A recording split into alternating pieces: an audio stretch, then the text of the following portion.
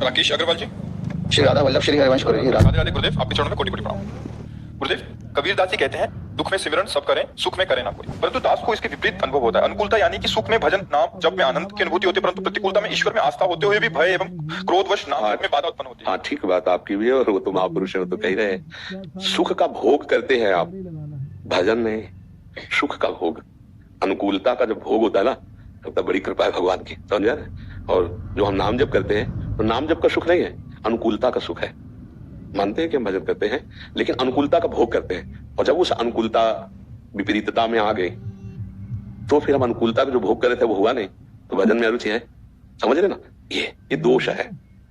सुख में अगर भजन का सुख ले रहे थे, तो वो अनुकूलता चले जाने पर भजन का सुख तो बकाया है ना, तो होना चाहिए था ना। उस समय वास्तविक आप देखिए, भजन का सुख नहीं था, वो अनुकूलता का भोग था। परिस्थिति अनुकूल है, उसका उपभोग हो रहा है, तो नाम जब करते हैं ऐसा लगता है बड़ी कृपा है भगवान की। लेकिन जब विपरीत परिस्थिति आई, तो नाम जब क्रिया भी रुक गई और भगवान की कृपा पर भी संदेह हो गया, क्योंकि अनुकूलता का भोग कर रहे थे। वहां जो कबीर दास जी कह रहे हैं कि जब अनुकूलता थी और आप उसका भोग ना करते और नाम में उस समय चित्तवृत्ति लगाते, सुख लेते नाम का, तो प्रतिकूलता जब आती तो अनुकूलता का भोग किया नहीं, इसलिए प्रतिकूलता का भोग करना नहीं पड़ता और नाम जप का सुख आपको मिलता। उस सुख में आप निमग्न रहते तो दुख आपको व्यापता नहीं, आप क्रॉस कर जाते। तभी कहा कि जो सुख में सुमिरन करे तो दुख काहे को, समझ रहे ना। क्योंकि सुख में आपने सुमिरन का स्वाद लिया, अनुकूलता का भोग किया नहीं, तो प्रतिकूलता आई तो सुमिरन के सुख में उसका भोग हुआ ही नहीं, वो निकल गई। अगर हम सुख में सुमिरन करते तो दुख का भोग ही नहीं होता। तो वहां उस समय अनुकूलता का भोग कर रहा था मन, ना कि भजन का सुख ले रहा था। इसलिए हमें चाहिए अनुकूलता और प्रतिकूलता दोनों में समान भाव रख करके भजन के सुख में लगे। तो ये दोनों द्वंद्व हैं, इनकी सत्ता नहीं। जैसे दिन किसी को प्रिय लगता है तो रात किसी को प्रिय लगती है, पर तुम्हारी प्रियता से रात रात ही नहीं बनी रहेगी, दिन भी आएगा, या दिन दिन ही नहीं रहेगा, रात भी आएगी। नहीं, जैसे उल्लू को रात बहुत प्रिय है, अंधेरा प्रिय है, किसी को दिन बहुत प्रिय है, तो उसकी प्रियता से प्रकृति के परिवर्तन का कोई फर्क, वो तो बदलेगा ही बदलेगा। ऐसे ही सुख दुख का चक्र है, किसी का जीवन हो बराबर सुख बना रहा हो। यहाँ भगवान भी अवतरित हुए तो ऐसा नहीं हुआ, भगवान भी अवतरित रहे तो बराबर ऐसा नहीं हुआ। कहाँ राज तिलक की रचना रची जा रही है और कहाँ 14 वर्ष का वनवास। कहाँ प्रभु प्रकट हो रहे हैं तत्काल नंदगांव, 11 वर्ष की अवस्था में छोड़ दिया ब्रज प्रकट लीला में, मथुरा भी छोड़ा, द्वारिका से भी अंतर ध्यान। तो लीला पढ़ करके इससे समझा जाता है कि एक बात संसार में कभी नहीं रहती, कभी सुखद परिस्थिति कभी दुखद परिस्थिति, पर उसमें एक रह सकता है भजनानंदी, कि सुख में भजन का सुख ले रहा है और दुख में भजन का सुख ले रहा है, तो सुख दुख का प्रभाव नहीं पड़ेगा। तो कबीर दास जी जो कह रहे हैं उसकी आंतरिक वृत्ति का भाव यही कि वो अनुकूलता का भोग करता है, भजन सुख का नहीं। यदि भजन सुख का, जो सुमिरन सुख का, तो दुख काहे को हो, बाहरी दुख है, अंदर से परमानंद में भजन में सुखी, इसलिए आनंदित है। ठीक है। डॉक्टर स्वप्निल पाटिल जी, जी, राधा वल्लभ श्री हरिवंश महाराज जी, आपके चरणों में कोटि कोटि प्रणाम। महाराज जी, आपकी कृपा से पिछले 6-7 महीने से मेरा मांसाहार शराब आदि छूट गया। 2 महीने पहले आपके दर्शन के बाद नाम जप में मन लगने लगा है। महाराज जी, मेरा पेशा डॉक्टर का है।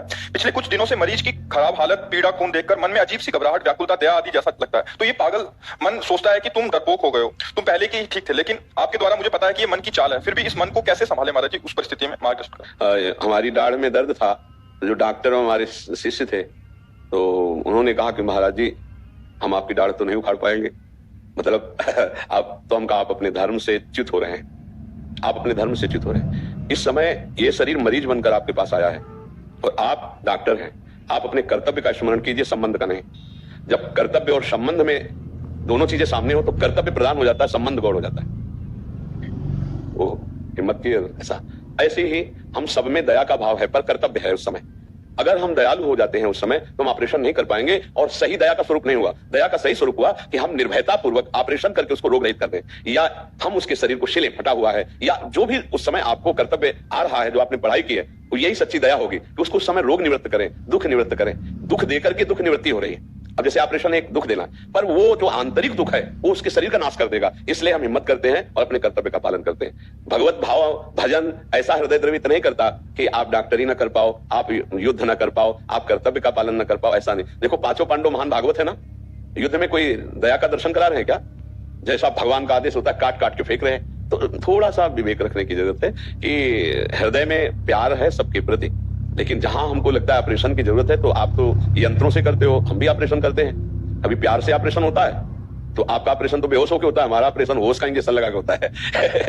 और तो अब उसमें हम सब में भगवान देख रहे हैं, पर आप हमारे पास आए हैं, कहीं ना कहीं आपके अंदर श्रेष्ठ भाव आया है कि आप संत हैं, आप गुरुदेव हैं, तो अब हमारा कर्तव्य आता है कि हम आपके संशय का ऑपरेशन करें। उसके लिए हमें आवेश में बोलना पड़े या प्यार से बोलना पड़े या डांटना पड़े, और जैसे निज जन है तो दंड विधान भी है, और वो दंड उनके लिए करुणा है कि उनके अपराध की आगे पुनरावृत्ति न हो, जो अपराध हुआ उसका क्षमापन हो जाए। ऐसे आप डॉक्टर हो, आपका करुणा में हृदय है, तो करुणा इस बात में होनी चाहिए कि इसका रोग कैसे निवृत्त हो, इसका दुख कैसे निवृत्त हो। आपके हाथ ऑपरेशन में नहीं कांपने चाहिए, आपको खून देख करके घबराहट नहीं पैदा होनी चाहिए। नहीं, अगर ये बातें अगर आप अपने अंदर लाओगे कमजोरी, तो दूसरे ये कहेंगे देखो भक्ति से क्या होता है, कमजोर हो गए ना, और आपको भी लगेगा भक्ति कमजोर कर देती है। नहीं, ऐसा नहीं है, भक्ति कमजोर नहीं करती, भक्ति तो परिपक्व करती है। कहीं ना कहीं आप अपने कर्तव्य कर्म को चूक में ले रहे हैं, चूक हो रही है आपसे कर्तव्य कर्म की। जैसी परिस्थिति है उस परिस्थिति के अनुसार भक्त अपना स्वरूप प्रकाशित करता है, अंदर से भाव वही रहता है। लेकिन परिस्थिति देखो, भीष्म जी को परिस्थिति आई, सिंहासन के प्रति समर्पित भाव थे, तो जान रहे दुर्योधन अधर्म कर रहा है, लेकिन दुर्योधन की तरफ से लड़ रहे हैं भगवान से। सम्मुख इधर भगवान है और इधर भीष्म जी महाभागवत है। क्या उनको ज्ञान नहीं है कि अधर्मी है? पर उन्होंने नियम लिया था कि आजीवन पिता के सामने इस सिंहासन पर जो बैठेगा मैं उसकी रक्षा करूंगा, उसी वचन की पूर्ति के लिए। तो भक्त का हृदय बहुत विवेकपूर्ण होता है। मुझे लगता है कमजोरी नहीं आनी चाहिए। क्यों? अब बोलिए ना, भक्ति तो कर्तव्य युक्त करती है, भक्ति कर्तव्य युक्त करती है। आपको डरना नहीं, ये करुणा नहीं। करुणा तो ये है कि जिसे मानो उसके अंदर फोड़ा है। अब अगर फोड़े का ऑपरेशन नहीं हुआ तो ज्यादा वो दुखी हो जाएगा। तो करुणा ये है कि बहुत संभाल करके उसके पूरे फोड़े का ऑपरेशन हो जाना चाहिए। तो ये उसके ऊपर करुणा हुई। तो ऐसी करुणा करो कि आप डॉक्टर हो, मरीज आए हुए हैं, तो उनकी इस भाव से सेवा करो कि भगवान इनके अंदर है, अब हमको सेवा मिली तो बिल्कुल परफेक्ट, कोई शरीर में कंपायमान नहीं, कोई दया उस समय नहीं। दया है उसको रोग निवृत्त करने के लिए, तभी आप चीरफाड़ कर सकते हो, तभी आप छिल सकते हो। कोई चीख रहा है, चिल्ला रहा है, आप उसके साथ रोने लगे तो आप थोड़ी कर पाएंगे। नहीं, आप में कोई फर्क नहीं पड़ना चाहिए। राधा राधा, इस समय मेरा कर्तव्य है, ऐसा कर्तव्य। क्यों? हाँ बिल्कुल। इसमें अगर ये आप दूसरों से कहोगे तो फिर लोगों का भक्ति भाव में ये भाव आ जाएगा कि ये भक्ति भाव कर्तव्य चित कर देता है क्या? ऐसा नहीं है। हमारी सृष्टि के विधान में जितने बड़े बड़े सब महाभागवत हैं। देखो यमराज जी महाभागवत हैं, इतनी दया नहीं बख्शते, एक सेकंड के भी कर्म का दंड देते हैं, अपने कर्तव्य से विलग नहीं है। और जो धर्मात्मा है उसके लिए धर्मराज है, और जो पापी उसके लिए भयानक यमराज है। दोनों बात समझ लिए। जब आप भक्ति के क्षेत्र की बात कर रहे तो एक सरल भक्त हो, लेकिन जब डॉक्टर तो परफेक्ट कर्तव्य कर्म करने वाले डॉक्टर हो। ये कला सीखना होगा, नहीं तो फिर भक्ति को लोग समझेंगे कि बहुत मतलब भोलापन पैदा कर देना भक्ति का स्वभाव। ऐसा नहीं, ऐसा नहीं।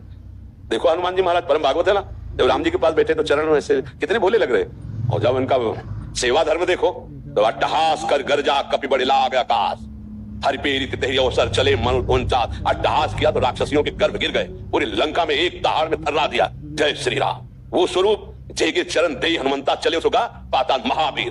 तो उन्हीं भगवान का हम भजन कर रहे हैं, जिनके दास हनुमान जी, जिनके दास गरुड़ जी, उन्हीं भगवान का हम भजन कर रहे हैं। तो दोनों बातें देखी गई। कटकटा के दांत और दैत्यों को घूंसों लातों से मर्दन कर दिया, और परम दयाल है। ऐसे हजार हजार को पकड़ के जांग में जैसे उट्टन लगाया जाता है ना, ऐसे हनुमान जी ने मल दिया, राक्षसों को मल दिया। कछु मारिस कछु मर्दिस कछु मिले धरी धूरी। कौन है? महाभागवत परम करुणा में। जब भजन में है तो देखो, यत्र यत्र रघुनाथ कीर्तनम तत्र तत्र कृतमस्त कांजिलम वाष्पवारी परिपूर्ण लोचनम। आहा, आंखों से अश्रु बह रहे, रोम रोम प्रफुल्लित है, सिया राम सिया राम। और जब सेवा आई तो भयंकर रूप देख लो, कछु मारिस कछु मर्दिस कछु मिले धरी धूरी, कछु पुनि जाए पुकारे प्रभु मरकट बल भूरी। बहुत बलवान ये स्वरूप। डॉक्टर तो परफेक्ट डॉक्टर, अपने कर्तव्य में कहीं किंचन मात्र कोई भी कमजोरी नहीं आनी चाहिए। कर्तव्य कर्म का पूर्ण रूप से पालन करने वाला भागवत होता है, भक्त होता है। इसलिए हमें लगता है थोड़ा सा स्वभाव को सुधार लीजिए, ठीक। हाँ, अब नहीं आनी चाहिए दया। दया वास्तविक यही है कि उसको निरोग करना है, एकदम तत्पर हो जाओ। अब किसी का पैर टूटा है, वो रो रहा है, अब साथ में तुम भी बैठ करके द्रव्य तो कैसे बलेगा? अब वो रो रहा है, तुम्हें हिम्मत करके तुरंत उसको ऑपरेशन थिएटर में ले जाना है और उसको दुख निवृत्ति करना है। इंजेक्शन, दवाइयां, जो भी उसका प्रोसीजर उस तरह से आप कीजिएगा, ठीक है? हाँ एकदम। अमरेंद्र राय जी, राधा वल्लभ श्री हरिवंश महाराज जी, प्रभु आपके चरणों में कोटि कोटि नमन। भगवान, मुझे अध्यात्म का कोई ज्ञान नहीं, मेरे शब्दों में कोई त्रुटि हो तो क्षमा कीजिएगा। प्रभु जी, मेरे अंदर ये भावना आती है कि आप ही मेरे लिए सर्वस्व हैं, जो गुरु रूप में आए हैं। आपका दर्शन पाकर मेरा ये जीवन धन्य हो गया। भगवान, मुझे लगता है कि मुझे प्रभु मिल गए हैं, तो मेरे अंदर भगवत प्राप्ति की इच्छा नहीं उत्पन्न होती है। तो क्या मेरा ये विचार सही है? नहीं, भगवान की विशुद्ध कृपा है।